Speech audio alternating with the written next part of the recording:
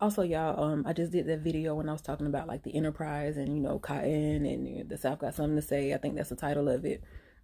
McDonald's, that's an enterprise also. They selling people. Now, what I mean by selling people, y'all have heard the myths of the Soylent Green and the McDonald's food ain't what it's supposed to be. Even if it's not as diabolical as that, it's something about it. I talked about the boll weevil, that little insect that fucked up their money in the cotton industry.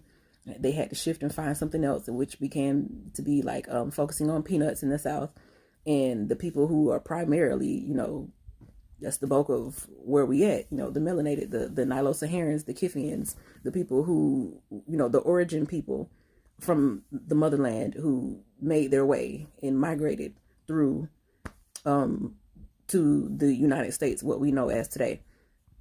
The ones that don't get no credit for discovering none of this, the ones who get no credit for building this whole country that's currently falling because it never gave credit to the people who built it. The ancestors really feel a type of way about that. So things are falling at such a fast rate.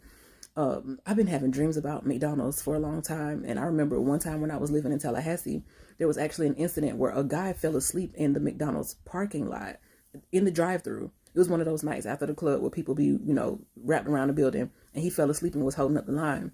And then I had a dream about like that same type of line. It looked like those same cars being wrapped around the McDonald's building, and it was like black shadow figures out in the parking lot.